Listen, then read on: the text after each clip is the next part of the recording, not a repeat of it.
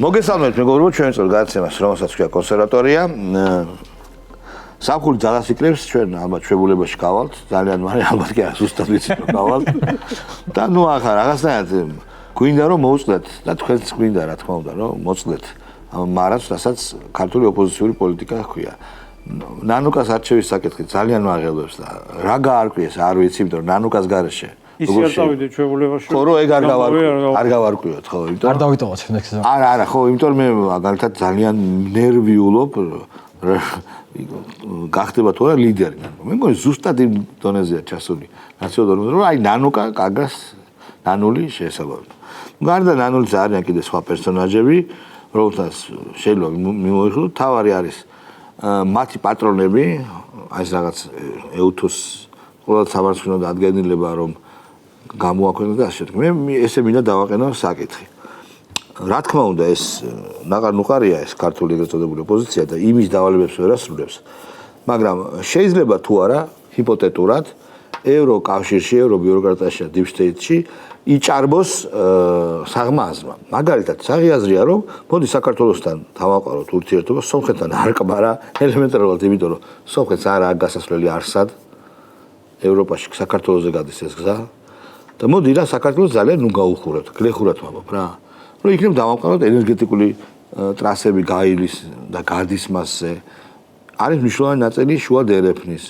და მოდი ასე ნუ ვიზავთ, რომ უიზო მიმოსვლა შეუწყიტოთ და ძალიან ნუ მივაწვევით. შეიძლება ეს აზრი, ამ აზრმა პრაგმატული თუ დარჩა რა თქმა უნდა, პოლიტიკოსების თავში გაიაროს ევროპაში. არა. არა. მადლობთ. არა, მე თვითონ ვიცი, შალო, მოდი ასე შევხედოთ რა. შევხედოთ ქრონოლოგიას. 2022 წლამდე საქართველოს და ევროკავშირის ქონდა კარგი ურთიერთობა. კი, ევროკავშირში იყო ჯგუფები, რომელსაც ვეზღებოდით მანამდეც და ამას ხელს არ უშლიდა. არაფერში, მაგრამ თვითონ ამ სტრუქტურასთან ჩვენ საკმაოდ ნორმალური ურთიერთობა ჰქონდა. ევროსაბჭოსთან არ ჰქონდა კარგი, ევროკავშირთან ჰქონდა. ხო. ეს ყველაფერი გაგრძელდა ერთ ფაქტამდე, სანამ არ ვითხრეს, რომ უნდა იომოთ. რა თქმა უნდა. იმ მომენტში ქართულმა საზოგადოებამ ჩვენ ადრე ვიცოდეთ, აღმოვაჩინა, რომ ევროკავშირი ჩვენ მჭირდებოდით საომრად. თან ყველაზე ცინიკური ნაწილი ამ ყველაფერს იყო ის, რომ ჩვენ არც კი განგვიხილავდნენ, რომ რაღაცას ვიზამდით. არა, ცოტა ხანი პარტიზანები. ეს იყო, რომ დავიწყებდით ომს, წავაგებდით და გმირი პარტიზანი ერი ვიქნებოდით რუსეთის ოკუპაციის ქვეშ. ანუ ეს იყო საქართველოს ბედი.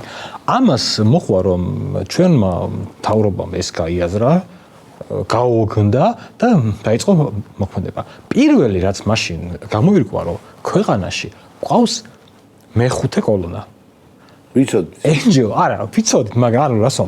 NGO სექტორი და სხვა ჯგუფები, რომლებიც პირდაპირ ფინანსდებოდნენ ევროპის მიერ და რომელსაც პირდაპირ ეუბნებოდნენ, რომ თქვენ მაგალითად უნდა დაიწყოთ ლაპარაკი, რომ აი თუ არ იომებ არის სირცხვილი, თუ არ მოკვდეთ, თუ აი თუ ბომბის მემუჩევნია სირცხვილი. სახალხო დამცველი. ადამიანი, რომელმაც უნდა დაიცვას ხელისუფლებისგან ხალხი, იდეაში ეს არის, ხო, რომ აი ხალხის ხმა უნდა იყოს ხელისუფლების საწინააღმდეგო. ამბობდა, რომ მას ურჩევნია სიკვდილი იმის გააზრებას, რომ საქართველოს სირცხვილს ჭამს. ანუ თქვათ, მე ძალიან მარტივი იყო, რომ საქართველოს ხელისუფლება ძალიან მოდი თქვათ რეალურად, რა. საკმაოდ რბილი ნაბიჯები გრად თქვა, რომ აი მოდი ჩვენ ვიცით, რომ NGO სექტორი ფინანსდება უცხოეთის მიმართ.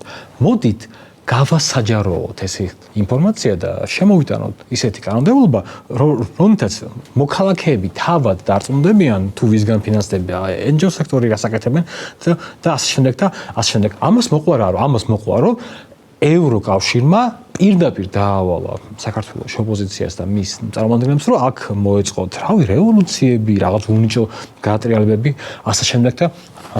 დღეს საქართველოში საკმაოდ გაძლიერებულია ევროსკეპტიციზმი, არის ობიექტური. მე მინდა მაინც თქვა ერთი რაღაცა, რომ მიუხედავად ამისა, ევროკავშირს ძალიან მარტივად შეუძლია საქართველოში ერთ დღეში დაასრულოს ევროსკეპტიციზმი. ვერ დაასრულა. არა, უყურე შავა. მარტივ ამის ამბობ. მან შეუძლია თქვა, რომ უბრალოდ გიიღებთ ევროკავშირშიო. მაგრამ ამას არის ზამე. არა, საქმეც მაგაშია. რა შეჭირდება საქართველოს ევროკავშირში? შალო, ანუ შენ სამ შეკითხვას, რომელსაც ევროკავშირი არა აქვს პასუხი, მაგრამ არა. ჩვენაში რატო გვინდა ევროკავშირი? ეგეც ესეც შემიძლია დავსვათ კითხვა. მე შენ ორივენაირად შემიძლია კითხვა დავსვათ. მე შენ მეორე ამას გეტყვი. ევროკავშირს საქართველოს ჭირდება ევროკავშირში. აი მაგ ვთქვი მე. პრაგმატულად რატო არ იქცევი? ევროკავშირს საქართველოს ჭირდება ევროკავშირში. ბევრი რამის გამო გათახმება. თუნდაც იმიტომ რომ შეუძლია იაფი ჩვენ რა გვინდა? ჩვენ არაფერი. ხო, თქოთ. ხომ ცოტა რთულია ევროკავშირის პოლიტიკის განსაზღვრა, იმიტომ რომ ეგ უკვე პრობლემაა. ხო, იცი რა, სხვა მიმართულებით ეხლა რაღაც რაციონალურ გადაწყვეტილებას იღებს. მაგალითად, პროექტი არის ახალი, იტალია და ესპანეთი მანდა მიიღოს, როდის განხორციელდება, როდის ნიგერიიდან საჰარის გავლით, ესე იგი და ტუნისი და ალჟირის მიმართულებით ეს მილსადენის გაზი უნდა გავიდეს. გაზი, ხო, ანუ ალტერნატიულ გზებს ეს აქეთ არ უნდა, სირია და ერაყი უფრო ახლო რაც არის. გასაგებია რომ ეს მაინც უფრო დასავლეთ ევროპის ნაწილი, მაგრამ არსებობს ცენტრალური და კიდე აღმოსავლეთ ევროპა, ხო? ანუ თუ კი იქ გასაგებია რომ იქ რა უნდა ნიგერიაში არის დემოკრატია, გავიგე, გასაგებია. ნიგერიის დემოკრატიული რესპუბლიკა. ნიგერია კი, დიდი დემოკრატია და მიმათან უფრო უღირთ ვიდრე. ხო და საქართველოს რაც რაღაც 212 მილიონი გაცხოვრობს. საქართველოს რაც შეეხება, აი რთული განსასაზღვრია, იმიტომ რომ თვითონ ეს პროექტი ზოგადად ეხლა შუადერეფანი უფრო და უფრო რეალისტური ხდება. ყველანაირად რეალისტური ხდება და რასთავარია მეც რას ვხედავ რომ ჩდება რაღაც ეკონომიკური ზონა, რომელიც მეტნაკლებად თვითმყოფადი იქნება. ეს ზონა არის ცენტრალური აზია, კავკასია.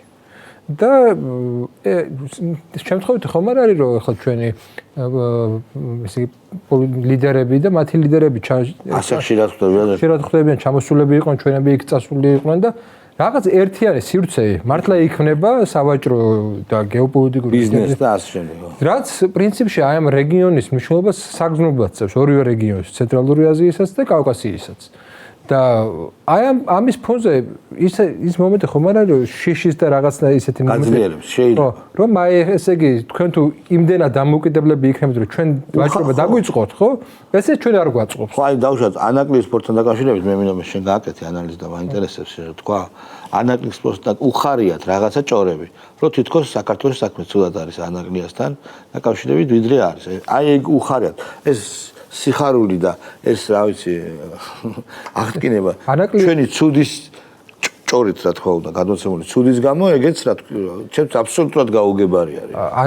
ანაკლის აშენება ეხლა რომ უკვე აქტიურად ესე იგი მიდის და აქტიურად დაიწყო საუბარი იმაზე რომ სახელმწიფო აკეთებს ამას. ხო ეს ეზიზღებათ ეს ამბავი. უკვე ესე იგი მარტო გარე ინვესტორთან ზე არა ვარ დამოკიდებული ეს იმას ნიშნავს რომ თვითონ სტრუქტურა პოლიტიკის და ეკონომიკის სტრუქტურა იცვლება რეგიონში, სერიოზულად იცვლება და ის ბერკეტები რაც აქამდე ქონდათ რა ის ხედავთ. მე რა ვერ გავიგე ეს ლუკას არ უყურებენ ან გლობუს.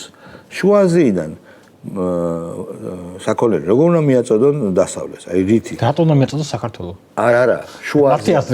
არა, გავიგე, მაშინ რუსეთმა უნდა მიაწოდოს. სომხეთი ხო არის? მარტა კოსმა ნახა უკვე გლობუსს ნახა? რუკა, კაშილი რუკაზეა ჩვენას გლობუსზე ცოტა რთულია ახსახმელად. და რა თქვა რა? წინა დღეებში ხო თქვი ჩვენ რომ განცხადება რო გააკეთა რომ ამ გზასთან დაკავშირებით თუ შუადერეფის გზასთან დაკავშირებით ესო ჩვენი ეკონომიკისთვის გასაძლიერება საუკეთესო ვარიანტია და ჩვენო ფინანსებიც უნდა ჩავდოთ იმიტომ რომ ასე თქვა სომხეთში დრო შემცირდეს. ხო ჩვენ მაგას ამბობ სომხეთში. ხო დრო შემცირდესო და ასე შემდეგ. დიდი ბოდიში ვარ, ღარო არა აქვს. მე რა როა? არა, გარგარი. ხო, გარგარი ხო იყიდეს. ჩემი გააკეთეს სხვა შორის. ესეთი ბანზი პროპაგანდა. აუ, საიდან საბჭოთა კავშირის პროპაგანდას გადაუჯოქრეს უკვე. გარგარიდან ჩემი გააკეთეს. ოღონდ სომხებზე ჯერ მუშაობს. ხო, სომხებზე, იმიტომ რომ არ აქვს გამოცდილი სააკაშო. გამტარიანობა, მოდი ესე ვთქვათ რა, ანუ არსებობს ელემენტარული გეოგრაფიული და ტექნოლოგიური რამ, ეს არის გამტარიანობა. ანუ კონკრეტულ გეოგრაფიულ არეალს შეუძლია რაღაცა რაოდენობის გამტარიანობა აქვს. სომხეთს აი მისი ყველაზე ოპტიმისტური ვარიანტიდაც რა. საქართველოს ნახევრივარის გამტარიანობა არ აქვს. როგორ ექნება? გეოგრაფიულად არა. ორი მხრიდან დაკეტილია ქვეყანა და უბრალოდ არ არის. ანუ ამაშია საქმე. რომ იყოს არა, ყველაზე მომგებიანი. რაციონალური შეიძლება იყოს. მე როგორც ვიცი, შემეკამათეთ თუ ვწდები, ყველაზე მომგებიანი არის გაატარო ჩინეთიდან რუსეთზე და მიიყვანა აღმოსავლეთ ევროპაში. და მეცაც ყველაზე იოლია. და მეცაც პრობლემა იცი რა შემდგომარეობს სინამდვილეში, რომ ის ტვირთები ჩინეთიდან სინამდვილეში უნდა წამოვიდეს. საქართველოს ბოლომდე არ არის გამტანიანი უნდა. არა, იმაზე მეტი ჩვენი გეოგრაფიული შეზღუდულობა არის. არ ეყოფა. ზუსტად მაგაშია საქმე, ნუკრი რომ ლოჯისტიკასთან დაკავშირებით ხო ხედავთ როგორ მუშაობს სახელმწიფო ხელისუფლება, ანუ ეს არის რკინიგზის განვითარება, რამის მილიარდი ჩაიდო, გზები, პორტები, აეროპორტები და ასე შემდეგ. ანუ აი წეგარ ვამბობდი მაგალითად სასონხეთში რომ არის საუბარი იმ გზასთან დაკავშირებით ტრამპის სახელი რო ქვია. რომ კორიდორი იმის. ხო რომც მაგალითად გამტარუნარიანობა ირანი რო არ იყოს ისეთი იყოს, არა, ყველაფერს თავიდან ისეთი რო იყოს როგორც საქართველოს მასშტაბები, ხო? 10 წლეული ჭირდება ის რომ ლოჯისტიკით დაგეწიოს ვერ დაგეწევა. ყველა შემოთხვევაში მაქსიმალური არის 12-16 მილიონი ტვირთის გამტარიანობა შეიძლება იმას. იმდენად როდესაც ჩვენ ეხლა გვაქვს 24 თუ 26 მილიონი ეხლა ჯეხო არ არის ეს პორტები განვითარებული. გადაზიდვები საქართველოში აი როგორ არის იცი მილიონობით ტონებით იზრდება გადაზიდვები როგორც სახმელეთო, საზღვაო, საჰაერო გადაზიდვები. ავტომობილი ბოლომდე არ არის მიყვანილი. და ინფრასტრუქტურა ხა ჩვენ მოსახლეობა ხო კარგად იცის როგორ ვითარდება ხო რკინიგზის ცოტა ხნის წინ იყო რომ ნახეთ რომ მილიარდი ჩაიდო იმისათვის რომ განვითარდეს და რკინიგზის გადაზიდვები ამდენიმე მილიონი ტონით არის გაზრდილი, აი გაცილებით რაღაცა დიდი პროცენტები მართლა აღარ მახსოვს რა 1-2 კვირის წინანდელი ინფორმაცია იყო. ასე რომ ჩვენ ძალიან დიდი პერსპექტივა გვაქვს ისე რომ წინო გადახტომა რომ მომდის მე გავაგზავნებ. ხო, ნუ ევროკავშირზე რო ვთქვათ ძალიან მარტივად არის საქმე. ანუ ევროკავშირი გაღიზიანებულია რომ ახლა შეიძლება მას მოუწიოს თანხის გადახდა ფასის გადახდა, ასე პოლიტიკურის, ეკონომიკურის იმაში, რასაც მანამდე იღებდა უფასოდ. ეს არის არავის არ მოსწონს. ხო, არავის არ, ეს არის პოლიტიკური რაღაცა ერთგულებას არ დავარ, თანამშრომლობის სურვილი, ესე დავარქვათ. რომ აქამდე იყო, რომ ეს იყო აპრიორი, არ იყო ჩანერგილი ეს პოსტსაბჭოთა პროპაგანდა, რომ აი ევროკავშირი არის სიწმინდე, წმინდა ძროხა, როგორც შენ გიყვას ხოლმე თქვა და ჩვენ უნდა მას შევციცინებდეთ თვალებში და სხვა არაფერი. და ახლა მოხდა ისე, რომ საქართველოს ხელისუფლებამ თქვა, რომ სუვერენიტეტი საქართველოს უპირველეს ყოვლისა და ეს ხო მარტო დევიზები არ არის. ამის უკან დგას, აი ეს სწორედ ეს მათ შორის რასაც საუბრობდით, ხო, ეს ლიანდაგები, ეს გზები, ეს მილიონობით ტვირთბრუნვა და ასე შემდეგ. ანუ მათ უნდათ რეალურად რომ აი ეს ყველაფერი, როცა შენი მარიონეტი ზის აქ, ხო, ამაში არ გიწევს არაფრის გადახდა და რაც ანუ შენს ველში არის და ვიღაცა თავისუფლად მოთამაშე, აი ეს არ გჭირდება. მე ნიკას ვეთანხმები, რომ ევროკავშირის ადგილას საქართველოში თუ მინდა რომ ჩემი გავლენები გავზარდო, მას მივიღებდი და მე შეიძლება და რაღაცეები მეცადა, ხო? მე უფასო პოლიტიკური რჩევა გამომდის, არ ვიცი დაიჯერებენ თუ ვისაც მაგჩა. არა, ისე ვამბობ. არა, აი უბრალოდ უბრალოდ ვისაც. აი ყრუ ხალხს. ევროკავშირის თუ გაიგებენ, მაგრამ იმედი არ ვიცი, არ გაიგებენ. ანუ ნახე, რეალურად ჩვენ ახლა ვართ ძალიან კარგ მდგომარეობაში. აი, ქვეყანაში თხოვენ LGBT პროპაგანდის წინააღმდეგ კანონის გაუქმებას. ეგ ქვეყანაში ოდნავ თუ ერკვევი, პირიქით, ეგ მაგას არ უნდა შეეხო რა. მაგას LGBT-ს არა, არც უნდა გაიფიქრო ეგ რა. და უნდა მიხვიდე ღმერთმა აცხონოს, ცხოვრებულიც არის ჩვენი პატრიარქის პანაშვიდზე, უნდა მიხვიდე. უნდა მიხვიდე. რო გაქვს შენ არასამთავრობო ორგანიზაცია, NDI-ში თუ აღარ არის. ფორმალურად მაინც უნდა საქართველოს თუ იცნობ, უნდა პანაშვიდზე მიხვიდე. აი ესე დებილი რო ხარო, იქ ებრძვია ყველაფერს. რა უნდა გაიგოს? LGBT რო არ იყოს, აი წარმოვიდგინე.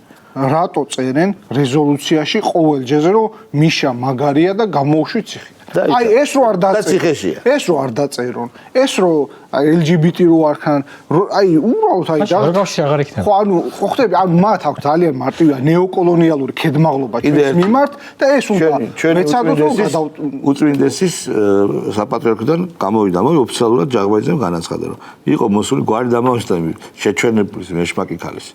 ესე უნდა მოიხსენიო მარტო.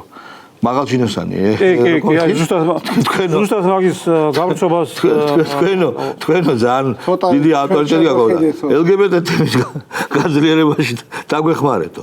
აი ნუ ეს რა არის ეს რა არის რა.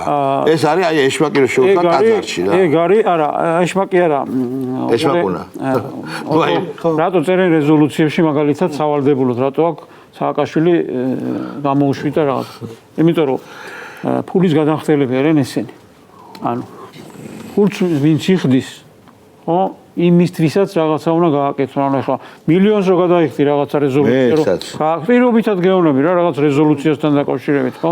იქ უნდა ჩავწერეთ. დაენახულება თქვენ გონიათ რომ რამე აი ანუ რამე განსაკუთრებული ხდება ეუთო და ევროპარლამენტი და რაღაცა ჩვეულებრივი პენსიონერების ჯგუფია, რომლებიც ხვალ ზეგ მაზეგ უკვე პენსიაში გადიან და რასაც მეტ ფულს მოიჭრენ, ანუ კოლექტიური ჯო უილსონები არიან. კი, რა თქმა უნდა. ანუ ფული გადაიხადა, ჩაწერეთ კაცო სააკაშვილის გამოშვება. ამდენ ფულს იხდის კაცი და ხა საერთოდ შორეულ ქვეყანაში შენაკა ხარ და რამდენი სიხდია? $1,000,000 რა უნდა რომ რეზოლუცია ჩაწერე და წახოს და ვინ არ ჩაწერს? და მე რო გადაში კიდე ვინ არის ეგეც ჩაწერე. ძალიან მარტივი ხალხო. აი უყურეთ ეხა იყო ეუთო მე რა თქვა, ახლა თან მოუმატოს ცოტა. ხო, ამდენჯერ ჩავწერე. გატრუხდა უკვე, გატრუხდა, 2 მილიონი გადაიხადა. ეხლა იყო ეუთო ოდირის იმნახეთ ხო რეზოლუცია რომ ცოტა სხვაზე გადავიდეთ, მაგრამ არა უშავს ესე თქვა, აი ზუსტად აი როგორი თემაა იცი რომ ახლოს არის თქვენ. კარგი მაგალითი იმისა რა ხდება რეზოლუციებთან დაკავშირებით, როგორ იწერება რეზოლუცია. ეუთო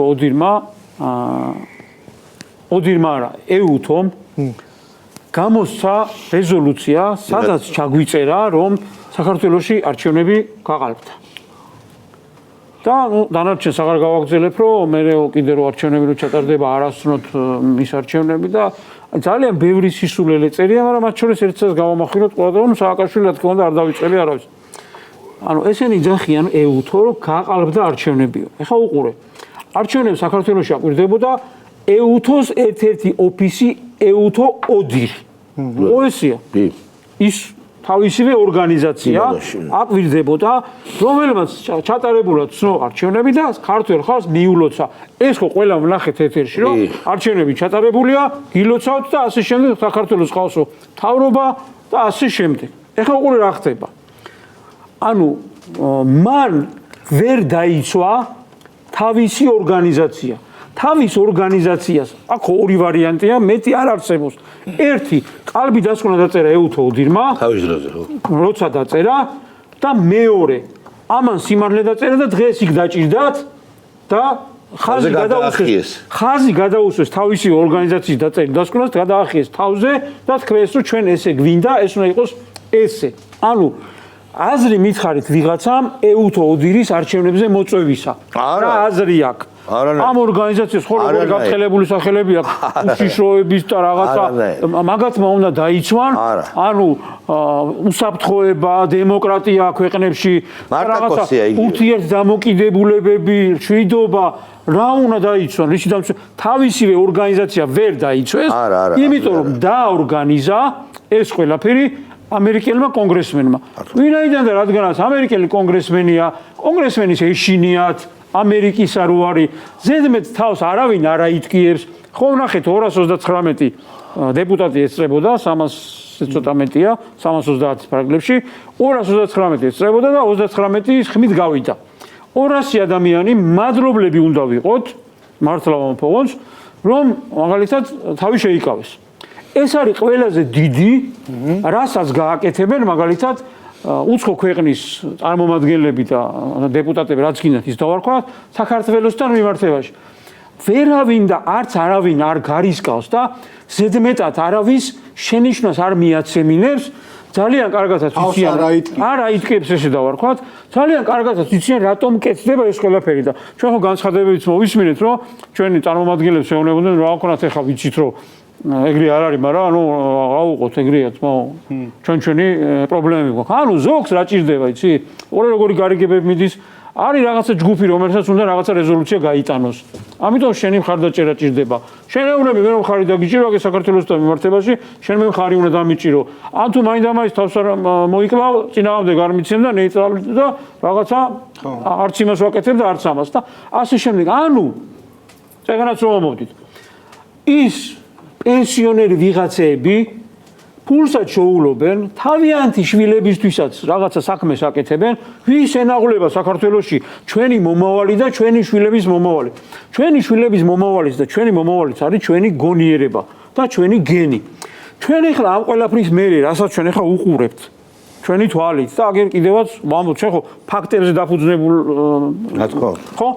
ამას რომ მოისმენ ამას რომ ნახავ და მე ადგები კიდე ბოდიში მომითხოვე და დაგიღია პირი და იმას უყურებ რა სიტყვის სადღაც ჯო უილსონი რა სიტყვის თქვა ვიღაცა მარტა კოში და ასე შემდეგ და იმ ფაქტსაც რო გაიგებ რომ ეს კაცი რო გამოვიდა და თუ გახსოვთ წინა არჩევნებზე იმაზე აღარ ვამბობ ჩვენ უნდა დავამტკიცოთ არჩევნებიო ანუ ირანი რომ თურმე ჩვენი პორტის ანაკლის პორტის მეშვეობით რუსეთი რო ირანს ანაკლის პორტის მეშვეობით კასპიის ზღვაში რო აწვდის რაღაცა შეიარაღებას წარმოიდგინე აი საერთოდ წარმოდგენა არ აქვს რა ხდება რუსეთს არ აქვს საზღვარი ხო ანუ კასპიის ზღვაში რო რუსეთსა და ირანს 100 აქვს აი ერთმანეთს უყურებენ პორტები და თურმე ანაკლის პორტის მეშვეობით აწვის არც პორტი არ აქვს კაცო აფერი ხო არ აქვს საიდან ვიცი ანაკლის პორტი რომელ ქვეყანაში ეგება просто უფრო აი არა მაინტერესებს შორიგზით მიდი და მშვიდობით მიდი არა წარმოიდგინეთ რა კატეგორიის ხალხია და ვის ამათ უნდათ რომ საქართველოში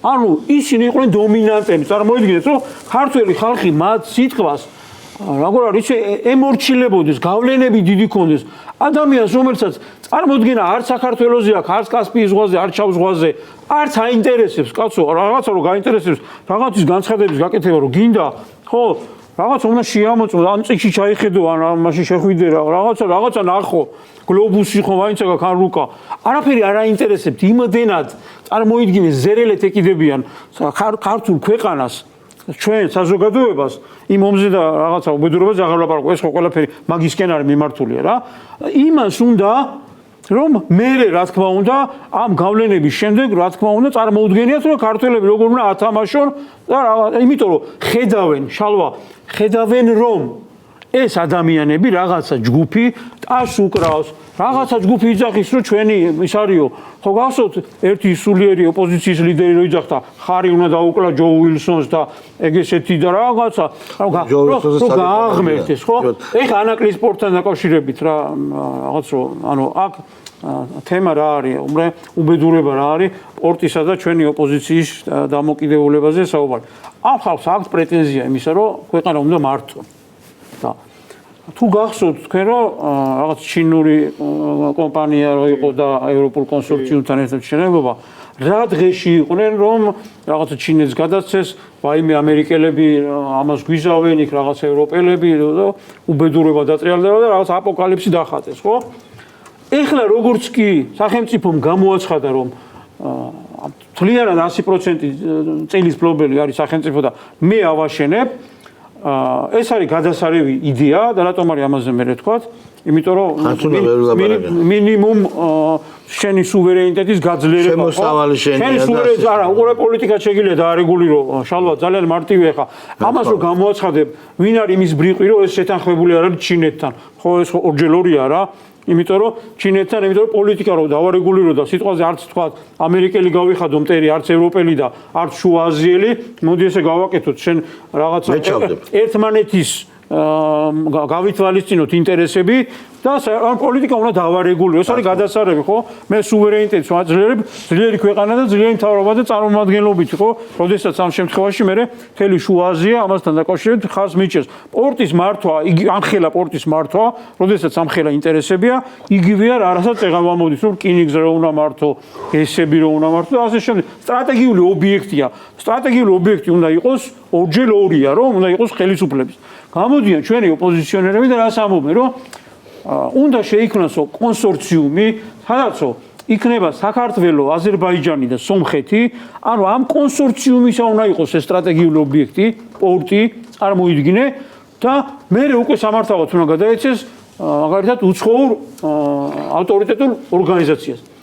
ანუ იქ სადაც შენი ქვეყნის ხელისუფლება გეუბნება, რომ მე ამითი ჩემი სუვერენიტეტი, ჩემი ქვეყნის ეკონომიკა უნდა გავაძლიერო და ამიტომ მე რაღაცა ნახე რაღაცა ჩინეთიც კი ჩავხსენი, იმიტომ რომ მე ძლიერი ვიყო. შენ შემოდიხარ აქ და მეუბნები, რომ აზერბაიჯანმა და სომხეთმა და საქართველოს ერთიანად უნდა გაკარგოს შენი ქვეყნის სტრატეგიული ობიექტი. წარმოიდგინე რა ბრიყვები არიან და ამ სიბრიყვესთან ერთად უყურე ამაზე ვინ ლაპარაკობენ იცი აქტიურად ეს არის მისი რა ქვია ხაზარაძის ლელო რომელიც რამდენიმე წელი აშენებდა და ვერ ააშენა და რაღაც თაღლითობები და 1000 რაღაც უბედურები ჩაიდიდა. იმას ვამბობთ ხოლმე სულ ხალხო ამათ არიციან. ქვეყნის მართვაზე პრეტენზია რო აქვთ, ვერ წარმოუდგენია რომ ხელისუფლებამ როგორ უნდა სტრატეგიული ობიექტი გააკარგოს. ეს ძალიან მნიშვნელოვანი თემა. სხვა თემაა რომ ქართველების ჩართულობა არის ამაში ყველაზე ანუ 20 კაპიკად მიყიდული ხალხია რა. ეს არის დიდი პრობლემა ჩვენი ქვეყნის. კიდევ და ერთხელ სამწუხაროდ ღრმა მწუხარებით ვაცხადებთ რომ რახან არ არის ოპოზიცია, ხელისუფლება ისე კარგად არ მუშაობს. ნებისმიერ მომენტში უნდა იყოს ყავდეს ოპოზიცია საღი.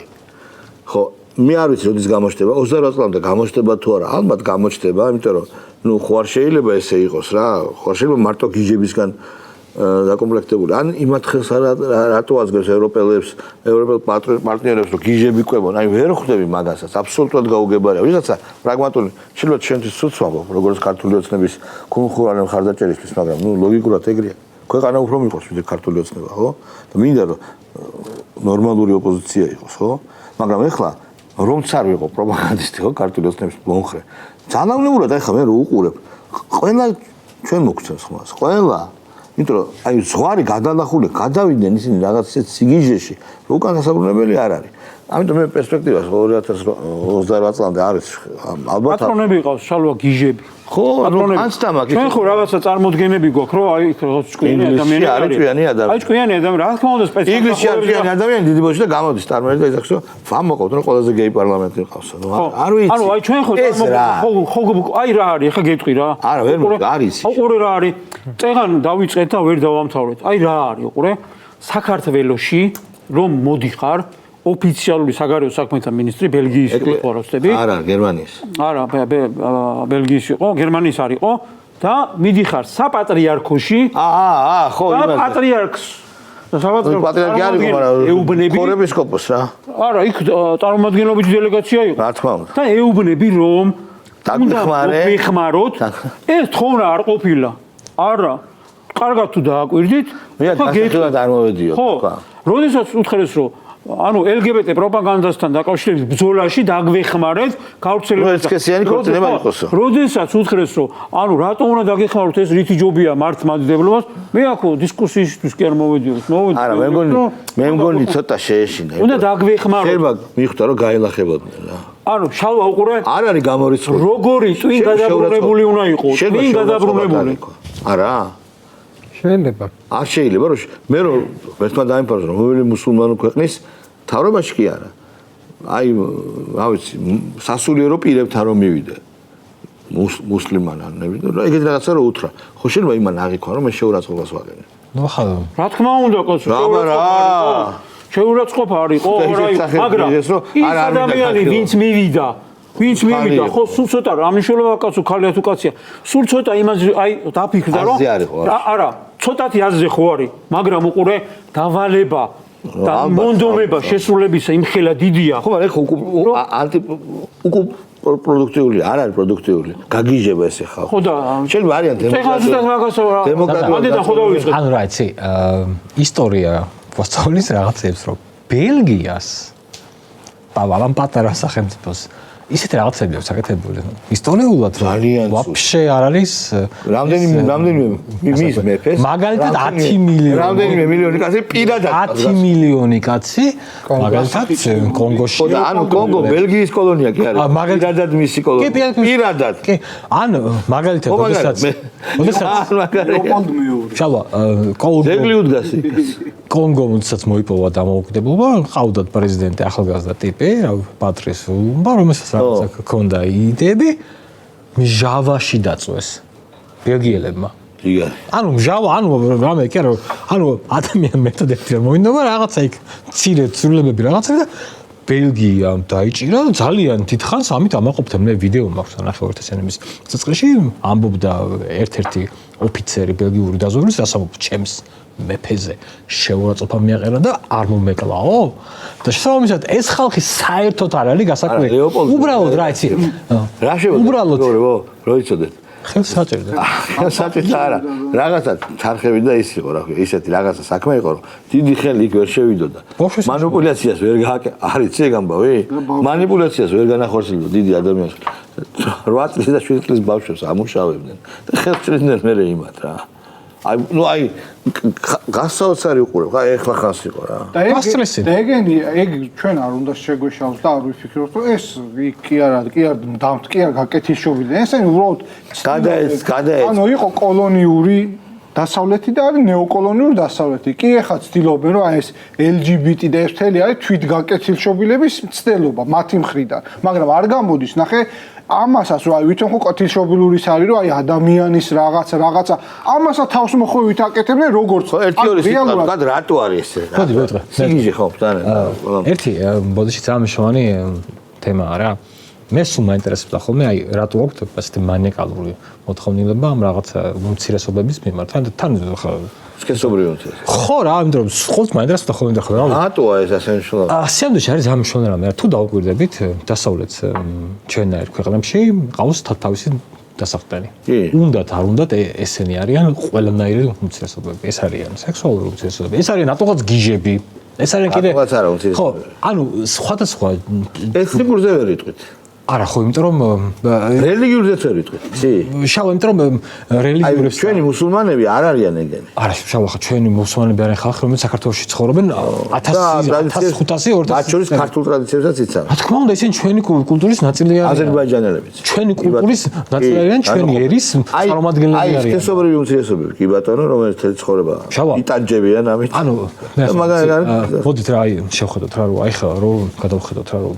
საქართველოში აი მაგალითად მე სულ მიკვირდა ხოლმე რომ მე ანუ ახლა რატო ვეძახი ხოლმე აი გეი ფრენდლი მილიტარიზმი რა ანუ აღმოვაჩინე რომ საქართველოს მილიტარისტები ზრუნველობენ არიან ისეთი ხალხი რომელიც არასოდეს არ იომებს ხო ვიცით ხო ეს ხალხი რო ახლა რაღაცა რო ხარ რომ მაშინ ეს ნუ ცნობილი გეები რომ რატომღაც მილიტარისტობენ ხო რაღაცა ხომოს ბებიამის კუბოსთან სელფი რო გადაიღო თამაშთა სახელი რა ქვია ბებიამის რომ არხავდა და სელფი რო გადაიღო აგარი კაცი ხომოს ეგა არა იცი რა აი ეს ერთხელ ვის პატიჟებს ამერიკის საელჩო? ვის პატიჟებს? ესეთ ტიპებს. ხო, იმიტომ მათიანები არიან. ხო და რატო ხდება ეს? რატო ხდება? იმიტომ სხვა არ იკადრებს იმასაც არა, ეს მარტივად არა, ფულს ვიცემენ და არ არის მარტივად. თვითონ არ უნდა. ჩემთან ცხოვრებაში არ დალაპარაკებულა და ვამაყობ ამით, იცი? ერთი სიტყვით არ დალაპარაკებულა და არც ერთ საერთოდ ეტყოდა თავიდან ჩავთვალეს. ამის გაკაცი არ დადგება. ხო, იცი რა თავი ის არის რომ ჩვენ ვილაპარაკეთ რომ ქართული პოლიტიკა პრაქტიკულად მკვდარია. არ არსებობს ოპოზიცია. ეს დიდწილად ევროკავშირის დამსახურებაა. რა თქმა უნდა. და იმის რომ აი ანუ რა ვიცი რო ვაკვირდები. მე ვარდების რევოლუცია გვახსოვს ყველას.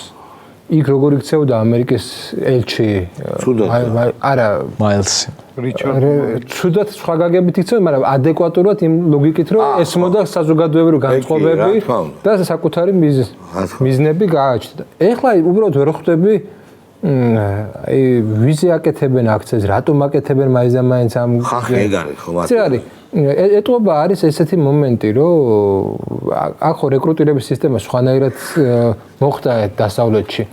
დასავლეთში ხო იყო ძველი დასავლეთი, ძველი ევროპა, ეს იყო პრინციპში რაღაც კომპეტენტური ადამიანების ერთობა, ხო, ცივი ომის პერიოდი იქნებოდა. რა თქმა უნდა. და რაღაც პერიოდში ეტყობა მოხდა ის, რომ რაც უფრო რაღაცა ესე იგი ვიქტიმიზებული იყავი, მით უფრო რაღაც პრივილეგიები ჰქონდა.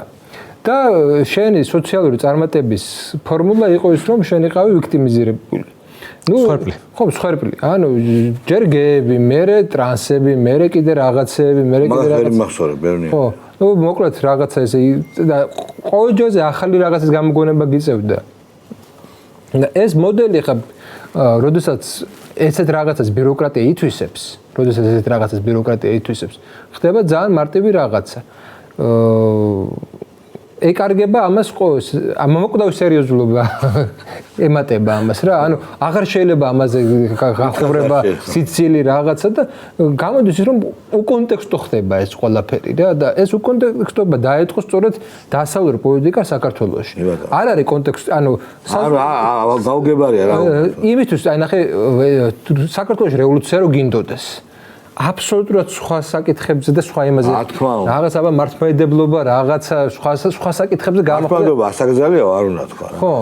და გეზგიშის განვითარებაშია. ეკლესია გეზგიშის განვითარება ეგ არ უნდა თქვა. და ისა რა ქვია, არ უნდა კონდეს იმის იმედი, რომ ბაია პატარაია და მსგავსი ოდიოზური პიროვნებები რევოლუციას მოგვიწყობენ, ვერ მოგვიწყობენ.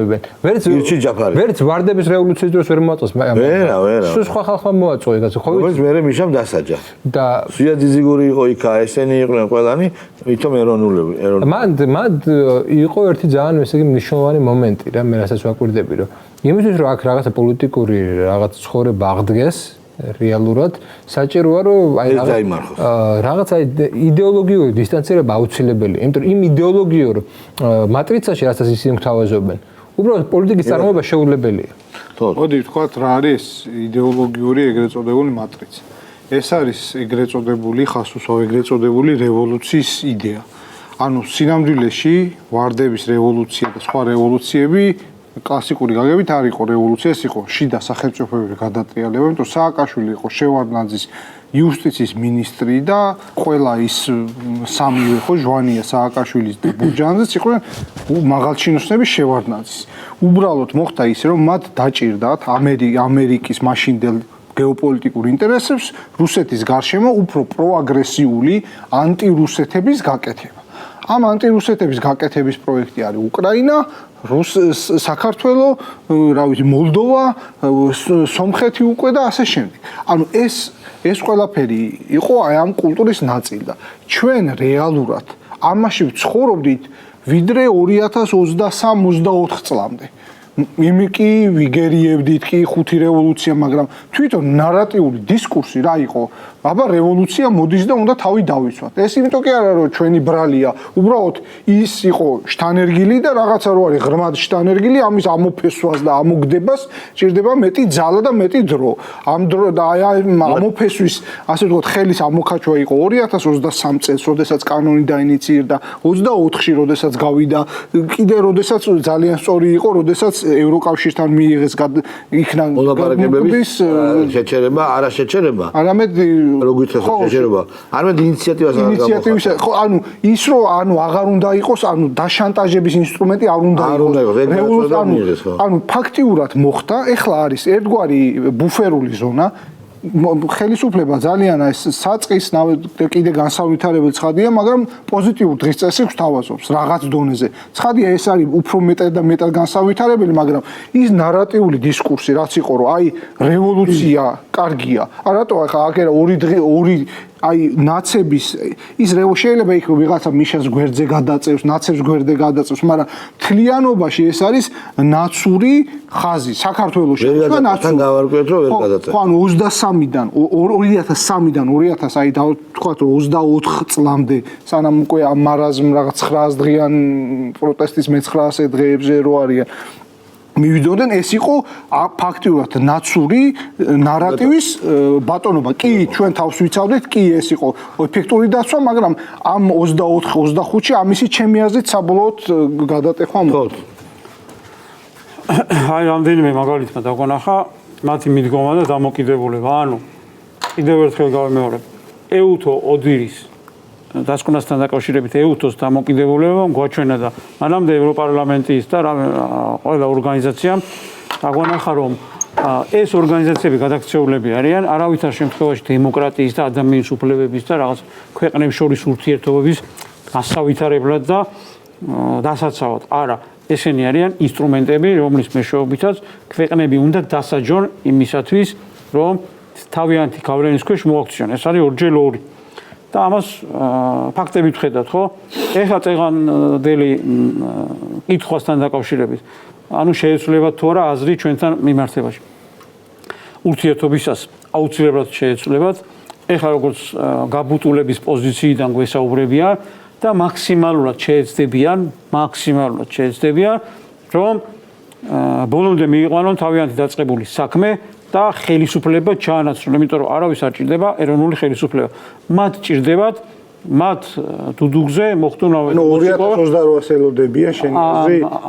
ნიშნობა, ანუ როგორც კი ისე გადალაგდება, როგორც კი დერეფანი დაიწყებს აქტიურ მუშაობას, მეტი გამოსავალი არ ექნებათ. ჩვენ ალბათ შეიძლება საზოგადოებამ ყურადღება არ მიაქცია, თურქეთში, როდესაც ნატოს სამიტი მიმდინარეობდა, ასევე პარალელურ რეჟიმში მიმდინარეობდა ეკონომიკური ფორუმი, სადაც საქართველოს ესწრებოდა. და ამ ეკონომიკურ ფორუმსა და ნატოს სამიტზე უყურეთ რა განიხილებოდა. ნატოს სამიტზე იყო განხილვა მაგალითად რაღაცა თანხების მობილიზების, იარაღის შეძენის, თქვა რაღაც თავდაცვის გაძლიერების და უკრაინას როგორ დავეხმაროთ, ეს 3-4 საკითხი იყო სულ. ეკონომიკურ ფორუმზე რა საკითხი ხილებოდა? საქართველო, იქ ბულგარეთი, რუმინეთი, ევროპასთან დაკავშირებადობა, ტვირთბრუნვა, ასევე ბოჭკოვანი კაბელი, ასევე რაღაცა ელექტროენერგია და კომუნიკაციები და ასე შემდეგ. დაკავშირებადობა და ეკონომიკის გაძლიერებაზე იყო საუბარი საქართველოს, მათ შორის დერეფანი და ევროპას და ასე შემდეგ. ანუ ამ შემთხვევაში და ვიღაცები ქილიკობდნენ, რომ აი ნახე მას ნატოს სამიტზე უკრაინასთან დაკავშირებით ნახე რა კაი რამებს ამბობდნენ, რომ უნდა მივეხმაროთ, შემდეგ წელს თანხა უნდა გამოუყო და ასე შემდეგ.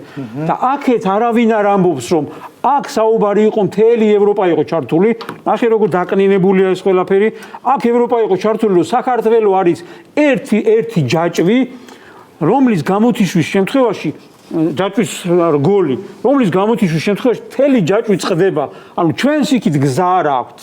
ანუ ჩვენთან თუ არ გაიარა შავ ზღვაში იმ კაბელმა, ოპტიკურ ბოჭკოვანმა, ელექტროენერგიამ თუ არ გაიარა, ხო? სად უნდა წავიდნენ? ტვირთბრუნვაზე აღარ ვლაპარაკობ, იმიტომ ახლა საზოგადოებას გადაღეჭილი აქვს ეს ყველაფერი. ანუ ჩვენ რომელი გვირჩევნია, ჩვენს დახმარებაზე იყოს საუბარი, როგორც უკრაინაზე, ნატოს მხრიდან, რომ შემდეგ წელსაც გამოუყოთ რაღაცა თავდაცვის საშუალებები და ფული, რომ რუსეთისგან თავი დაიცვას, თუ ეკონომიკის განვითარებაზე ჯობია, რომ ილაპარაკონ და ვილაპარაკონ. ამიტომ ვერცად ვერ გაიქცევიან, ვერც ნატო ვერცად ვერ წავა, იმიტომ ვერ წავა, რომ ნატოს ინტერესში დღესაც უკვე განსაკუთრებით შავი ზღვის აუზი, კასპიის ზღვის აუზი, ხა ზღვა უფრო რაღაცა გაცხოველებული ინტერესი გაუჩნდათ, ხო? ამიტომ მათაც ექნება ჩვენთან სალაპარაკო, უბრალოდ მანამდე ჭირდებათ, როგორც ხდება, რომ პილს გვისინჯა. მანამდე ჭირდებათ როგორმე ხელში ჩაიგდონ და მე როგორც უნდათ ისე ელაპარაკონ. ისე კი არ დაგელაპარაკონ, არ უნდათ, რომ როგორც თანასწორო უფლებიან ქვეყანას გელაპარაკონ. ფასის გადახდა არ უნდა. რა თქმა უნდა, არ უნდა. მაგას ურჩევნია, რომ ყავდეს მაგალითად მუქთა საქართველოს. ხო, მაგათ ურჩევნია ყავდეს აი რომელიმე მათგანი ნებისმიერს დაადე ხელი ის, რომ თვით გაუთქვაცუნებენ ის და მოიქცევიან ისე. და ხელისუფლებები, რომლებიც სუვერენიტეტის გაძლიერებაზე ფიქრობენ, ეკონომიკას აძლიერებენ, იმიტომ რომ მხარდამჭერი ყავდეს, ხო, იქ შუა აზიის ქვეყნები, ხო, ხარს მისცემენ ყველა შემთხვევაში, რომ მე როგორც სრულყოფილი ქვეყანა ესე ვიყო წარმოდგენილი ეკონომიკურ ფორუმი იქნება თუ რაღაც შეთანხმებაზე, ხო? ესეთი რატო ჭირდებათ? არ ჭირდება.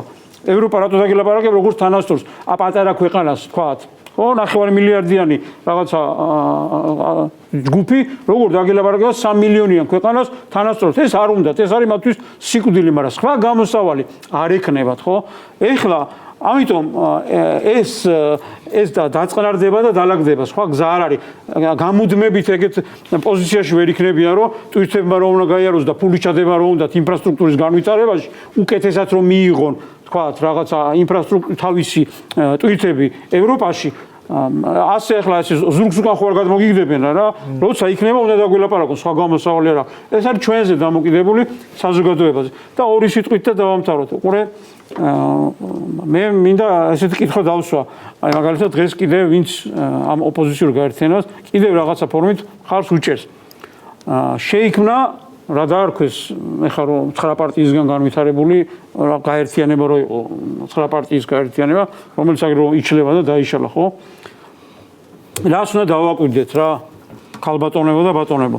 ანუ ეს ჯგუფი, პარტიების ჯგუფი შეიქმნა, იმიტომ რომ ამაში ნახეთ გამოსავალი, თავისი ჭკუით, რომ მათ უნდა დაამარცხონ ხელისუფლება, რომელიც ქვეყანას ღუპავს, თქვათ, და წყალებში რა თქმა უნდა და თვითონ არიან მომავალი, რომლებმაც ქვეყანა უნდა ააშენონ და ამიტომ შეიქმნა ეს რაღაცა ორგანიზაცია, ალიანსი და ქვეყანა უნდა გადაარჩინონ.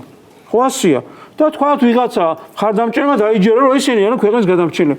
როგორც კი საკითხი მივიდა პიროვნული ანუ ლიდერობასთან დაკავშირებით და ვის უნდა კონდეს წამყვანი სიტუაცია, ალიანსი დაიშალა. ანუ როგორ თუ როცა ქვეყანა გადასარჩენი როგორ ვერ გადადეს პიროვნული.